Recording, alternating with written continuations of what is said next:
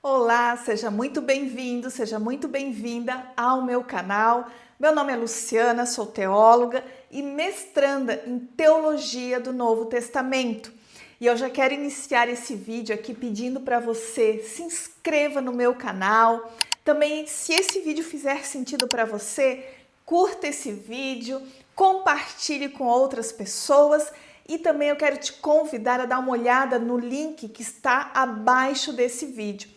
Ali você tem, aliás, mais de um link.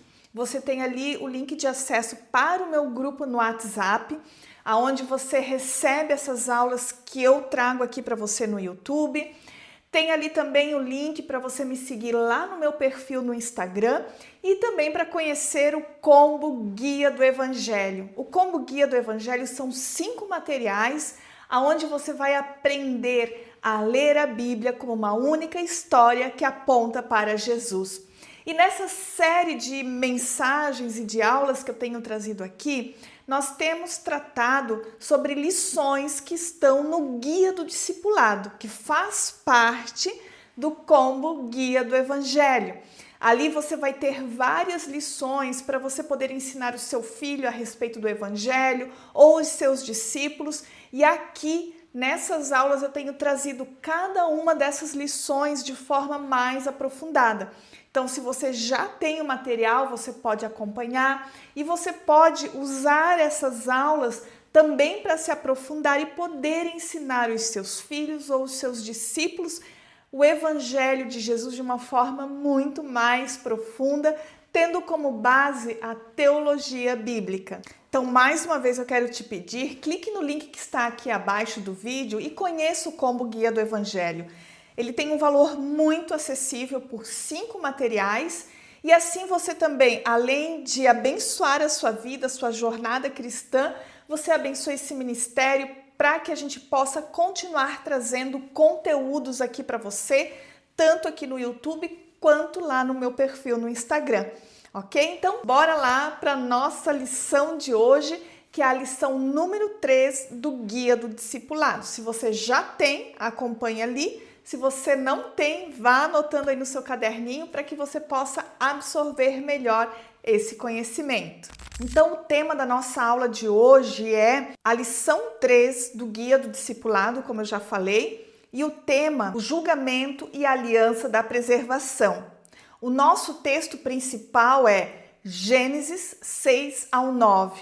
Em resumo, o que vamos ver nessa aula é o dilúvio, que revela que Deus leva o pecado a sério, mas também mostra que o mesmo Deus que julga providencia soberanamente um meio de salvação e preservação da criação, para que a sua promessa de redenção avance até Cristo. Então vamos lá. Em primeiro lugar, nós vamos ver sobre o dilúvio. O dilúvio ele não é uma história infantil. Em primeiro lugar, você precisa entender isso. Quando nós pensamos no dilúvio, muitas vezes nós imaginamos lá uma cena infantil, né? Uma arca de madeira, animais enfileirados, um arco-íris colorido lá no final do dilúvio e não é sorrindo, né? Essa é a imagem que muitas vezes nós temos a respeito do dilúvio e que nós ensinamos também para os nossos filhos ou os nossos discípulos. Tá, vamos lá. A gente pode dizer que essa imagem ela não é necessariamente errada, né? Mas ela é incompleta. O relato do dilúvio, ele é um dos textos mais importantes de toda a Bíblia, porque ele trata da corrupção humana, ele trata sobre o julgamento, sobre morte, sobre graça, sobre salvação, sobre aliança e sobre esperança. Gênesis 6 ao 9 não é apenas uma história sobre animais entrando em um barco, é uma história sobre um mundo que se rebelou contra o seu Criador e sobre um Deus que não abandona o seu propósito redentivo. Então, o dilúvio ele nos obriga a encarar duas verdades que frequentemente nós tentamos separar, né? Deus, ele é absolutamente justo, mas ele também é profundamente gracioso. A narrativa ela não nos permite escolher entre um Deus justo e um Deus amoroso. O Deus bíblico ele é perfeitamente justo e perfeitamente amoroso. E a grande pergunta do texto não é apenas como Noé sobreviveu ao dilúvio. A pergunta mais importante e profunda é como o plano de Deus sobreviveu à corrupção da humanidade. E a resposta é por meio da graça soberana de Deus. Então, para compreendermos o julgamento, nós precisamos compreender a condição da humanidade. Gênesis 6:5 afirma que a maldade do ser humano havia se multiplicado e que toda a inclinação dos pensamentos do seu coração era continuamente má. O texto ele não descreve alguns erros isolados, ele descreve uma corrupção profunda e sistêmica da humanidade. Gênesis 6:11 acrescenta que a terra estava corrompida diante de Deus e cheia de violência. Duas palavras resumem aquele mundo: corrupção e violência. O pecado que começou lá em Gênesis 3 não permaneceu restrito ao coração de Adão e Eva, ele se expandiu por toda a terra. Em Gênesis 4, Caim mata Abel. Depois, Lameque transforma a vingança em motivo de orgulho. Em Gênesis 6, a violência se tornou totalmente estrutural. Ela havia contaminado a sociedade inteira. Entenda algo, que o pecado não é apenas aquilo que nós fazemos. Ele é uma força de desordem que rompe relacionamentos, destrói comunidades e profana a criação de Deus. Lá em Gênesis 6:6 afirma que Deus se entristeceu por ter feito o homem e que isso lhe pesou o coração. Essa linguagem ela não significa que Deus foi surpreendido ou descobriu que havia cometido um erro. O texto comunica em linguagem humana a profunda dor moral de Deus diante do pecado. Deus não observa a violência com indiferença, como muitas vezes a gente pensa, né? Ele não contempla o abuso, a injustiça, a opressão, a morte, como se fossem acontecimentos neutros. O pecado, ele ofende o Criador porque destrói aquilo que ele criou para refletir a sua bondade. Agora você pode pegar um exemplo, né? Imagina um artista que dedica toda a sua habilidade para criar uma obra linda. Depois alguém vem e deliberadamente rasga, suja e deforma aquela obra. O problema não é apenas o dano ao objeto em si, né? Ele também é uma afronta àquele artista. O pecado, ele faz isso com a criação de Deus. Ele deforma a imagem de Deus no ser humano e ele transforma o mundo que deveria ser um palco da glória de Deus em um espaço de violência e rebelião. E para muitas pessoas o dilúvio parece revelar um Deus excessivamente severo, mas essa reação ela geralmente nasce de uma compreensão superficial tanto da santidade de Deus quanto da gravidade do pecado. Quando nós perguntamos como Deus poderia julgar aquela geração, precisamos também perguntar como um Deus justo poderia permanecer indiferente diante de uma terra cheia de violência. Olha só, um juiz que se recusa a julgar o mal, ele não é amoroso, ele é injusto. Imagine ali um tribunal, né, no qual há várias provas claras da violência, mas o juiz simplesmente diz: eu sou amoroso demais para condenar essa pessoa. As vítimas, elas não considerariam isso como amor, elas considerariam isso como corrupção. A justiça de Deus, ela é uma expressão da sua bondade e Deus julga porque o mal é real. Deus julga porque as vítimas importam para Deus. Deus julga porque a sua criação não pertence aos violentos. Deus julga porque Ele é santo. Entenda que Deus não é apenas mais um personagem dentro da história. Ele é o Criador, o Senhor e o juiz de toda a terra. Tudo existe porque Ele criou.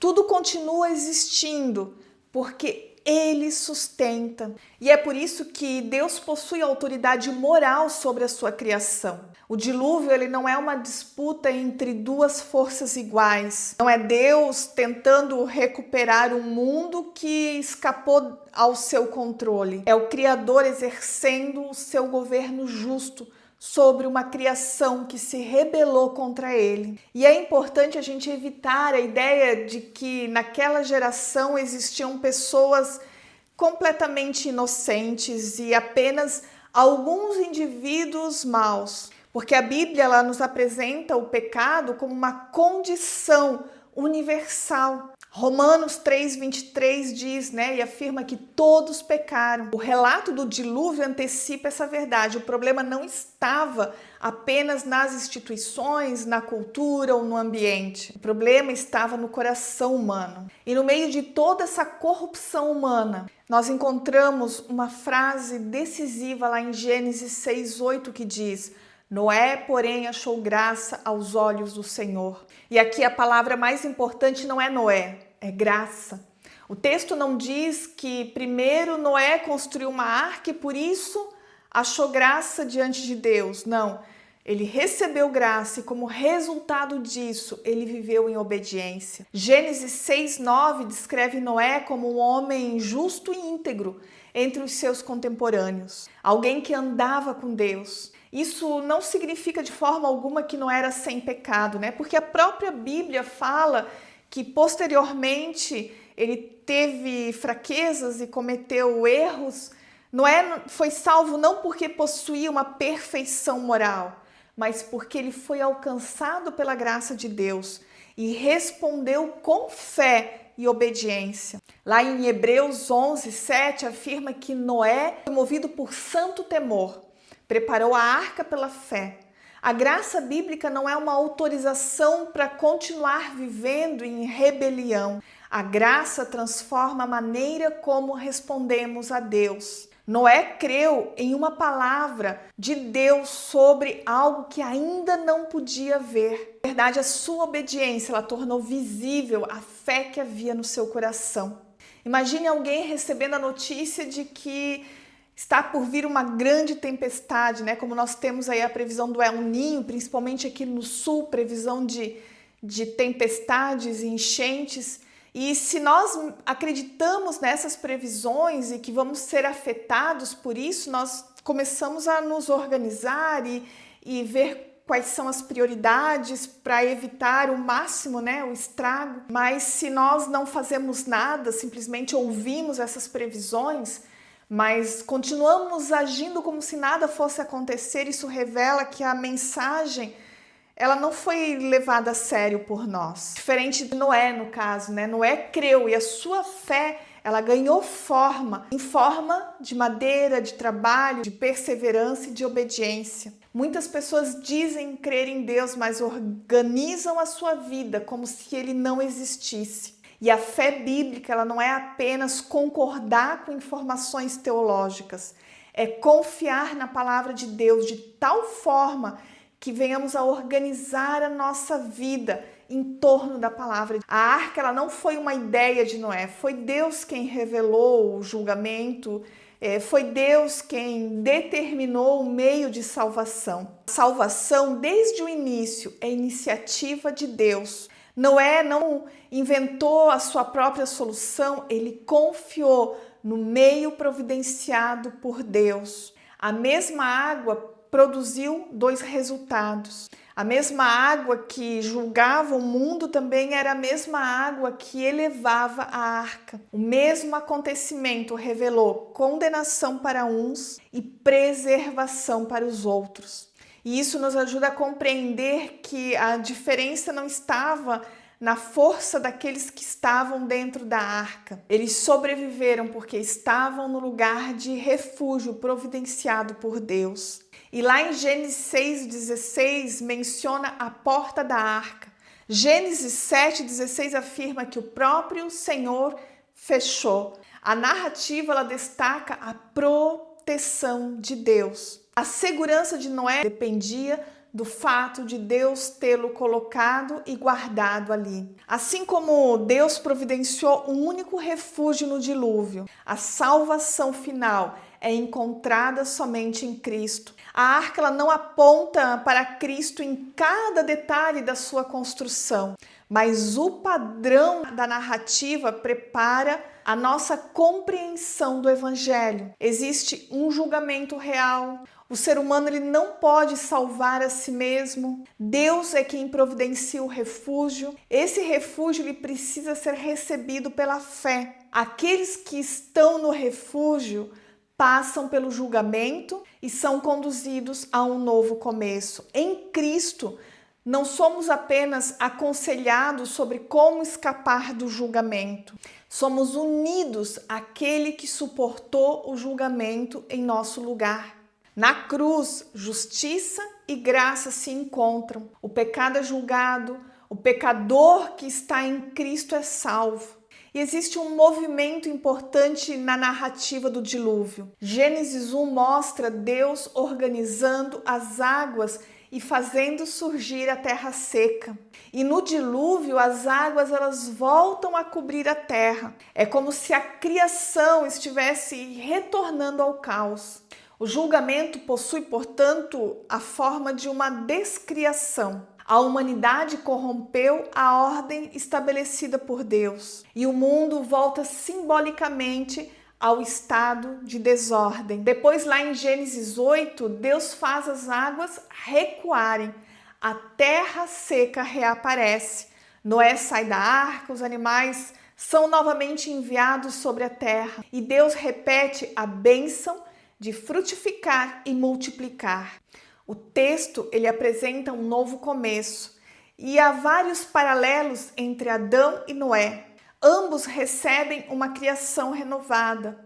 Ambos recebem o chamado para frutificar e multiplicar.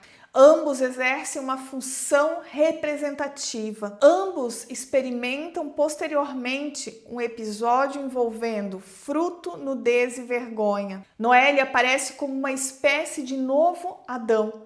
Contudo, ele não é o Redentor. Lá em Gênesis 6:5 declara que a inclinação do coração humano era má. Depois do dilúvio, Gênesis 8:21 afirma que a inclinação do coração humano continua sendo má. O dilúvio ele remove uma geração corrompida, mas não removeu o pecado do coração do homem. Uma limpeza externa não consegue produzir uma transformação interna. A humanidade ela precisa de algo maior do que um novo ambiente.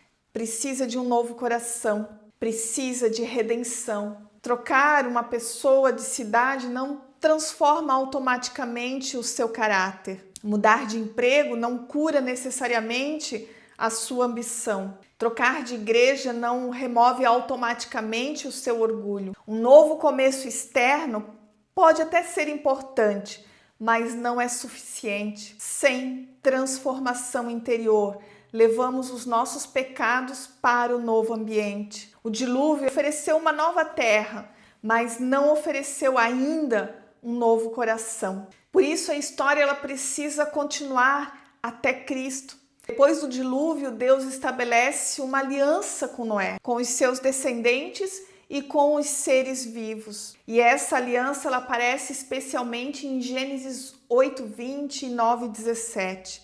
Ela possui um alcance universal. Deus não está falando apenas com um povo específico. Ele está estabelecendo uma promessa relacionada à continuidade da criação. O que Deus prometeu ali? Deus prometeu que não voltará a destruir toda a terra por meio de um dilúvio. Lá em Gênesis 8:22 afirma: enquanto durar a terra, não deixará de haver plantio e colheita, frio e calor, verão e inverno, dia e noite. Deus promete preservar a ordem da criação. As estações continuarão, a vida continuará, a história continuará. Porque essa preservação é importante, porque essa preservação ela não é a redenção final. O mundo depois do dilúvio ele continua sendo um mundo caído. Ainda existe pecado, ainda existe sofrimento e nós vemos isso todos os dias, ainda existe morte, mas Deus mantém o palco da história para que a sua promessa redentiva avance. A aliança com Noé cria as condições históricas para o desenvolvimento da história da redenção. A partir da preservação do mundo, Abraão será chamado, Israel será formado, as promessas serão dadas, os profetas anunciarão o Messias e Cristo entrará na história. O Evangelho será anunciado às nações, a consumação chegará. Teologicamente, essa preservação ela pode ser relacionada àquilo que muitos chamam de graça comum. Graça comum não é a graça salvadora recebida por meio da fé em Cristo. É a bondade de Deus que restringe o mal, sustenta a vida e concede benefícios a toda a humanidade de modo geral. O sol nasce sobre justos e injustos, a chuva beneficia pessoas que reconhecem Deus e pessoas que o rejeitam. Famílias, culturas, trabalho, arte, conhecimento e organização social continuam existindo porque Deus preserva a sua criação. E o fato de o mundo caído não ser tão mal quanto poderia ser é uma expressão da paciência preservadora de Deus. O arco no céu é o sinal da aliança. E ele não deve ser tratado como um objeto mágico. É um sinal visível de uma promessa de Deus. Sempre que a chuva chega, o arco aponta para a fidelidade de Deus em preservar a criação.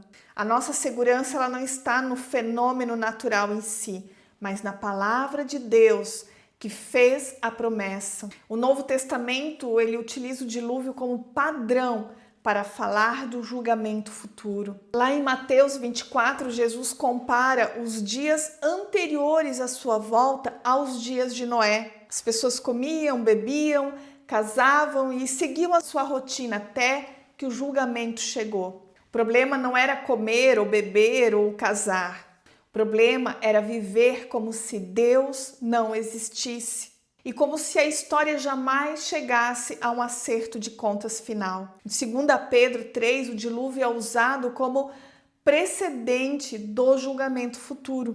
Pedro ensina que assim como Deus julgou o mundo antigo pelas águas, haverá um julgamento final. Mas o objetivo não é produzir especulação sensacionalista como muitas pessoas fazem. O objetivo é produzir santidade, esperança e missão. A demora do julgamento não significa ausência de justiça, significa paciência. É Deus concedendo tempo para arrependimento. Cada dia que o mundo continua existindo da forma como nós o conhecemos, é uma demonstração de que Deus ainda está conduzindo a história e abrindo espaço para a proclamação do Evangelho. A paciência de Deus não deve gerar acomodação, deve gerar em nós senso de missão. Quando uma pessoa ela recebe um prazo adicional para resolver uma dívida, esse tempo não significa que a dívida deixou de existir. Significa que está sendo dado uma oportunidade para aquela pessoa. Da mesma forma, o tempo presente é uma oportunidade de arrependimento, fé e proclamação. E agora nós vamos para algumas aplicações práticas para a nossa vida da aula de hoje. O dilúvio nos ensina a não trivializar o pecado. Nós vivemos em uma cultura que frequentemente redefine o pecado como preferência, fraqueza, autenticidade ou escolha pessoal. Mas diante de Deus, o pecado continua sendo rebelião contra o Criador. Temor não significa um pânico irracional, significa reconhecer a santidade, a autoridade e a justiça de Deus. Assim como Noé não projetou a sua própria salvação, nós também não produzimos o Evangelho, não criamos a cruz, não inventamos a encarnação. A salvação foi planejada, providenciada e realizada por Deus. A nossa resposta não é um orgulho espiritual, é gratidão. A segurança do cristão não está na ausência de tempestades. Noé estava seguro, mas passou pelo dilúvio dentro da arca. Deus não promete que os seus filhos jamais enfrentarão sofrimentos. Ele promete, sim, preservá-los em Cristo e conduzi-los até o fim. Nossa segurança não está em controlar todas as circunstâncias, está na fidelidade do Deus da aliança. A paciência de Deus transforma o tempo presente em oportunidade missionária. Enquanto a história continua, o evangelho deve ser anunciado. Não anunciamos apenas princípios para melhorar a vida. Anunciamos que existe um julgamento, mas que Deus providenciou a salvação em Cristo. Uma igreja que compreende o juízo de Deus não se torna fria e arrogante, torna-se urgente, compassiva e missionária. A aliança com Noé inclui a preservação da criação. Por isso, o cristão não trata o mundo criado como algo sem valor. Nós não adoramos a natureza, mas também não a exploramos de maneira irresponsável. A criação pertence ao Senhor. Cuidar dos recursos, dos animais, do ambiente, do corpo, da família, das responsabilidades recebidas é parte da mordomia cristã. A história de Noé não termina em Noé. Noé oferece um novo começo, mas não uma nova humanidade. A arca oferece preservação, mas não remove o pecado do coração do homem. O arco no céu oferece uma promessa de continuidade, mas não é ainda a consumação. A narrativa ela nos conduz para frente. Precisamos de um descendente que não repita o fracasso de Adão. Precisamos de alguém que atravesse o julgamento e inaugure uma criação verdadeiramente nova. E esse alguém é Cristo. Em sua morte, Cristo enfrenta o julgamento do pecado. Na sua ressurreição, ele inaugura a nova criação. A ressurreição de Jesus não é apenas o retorno de uma pessoa à vida, é o início do mundo futuro, dentro da história presente. Por isso, aqueles que estão em Cristo possuem uma esperança maior do que simplesmente sobreviver às tempestades desta vida. Esperamos novos céus e nova terra, nos quais habita a justiça. O dilúvio mostra que Deus julga o mal. A arca mostra que Deus providencia a salvação. A aliança mostra que Deus preserva a história. Cristo mostra que Deus cumprirá plenamente o seu propósito. O Deus que julgou o mundo antigo, preservou Noé e sustentou a criação é o mesmo Deus que em Cristo está conduzindo todas as coisas para a nova criação. E essa foi a nossa aula de hoje, espero que tenha abençoado a sua vida. E eu peço mais uma vez que você se inscreva nesse canal, assim você me incentiva a manter esse canal aberto, trazendo conteúdos aqui para vocês. Compartilhe esse vídeo com outras pessoas e também não deixe de dar uma olhada nos links que estão abaixo desse vídeo. Adquira o combo Guia do Evangelho para abençoar em primeiro lugar a sua vida e também abençoar esse ministério para que eu possa continuar trazendo aqui conteúdos para abençoar a sua jornada cristã. Deus abençoe você e até a próxima aula.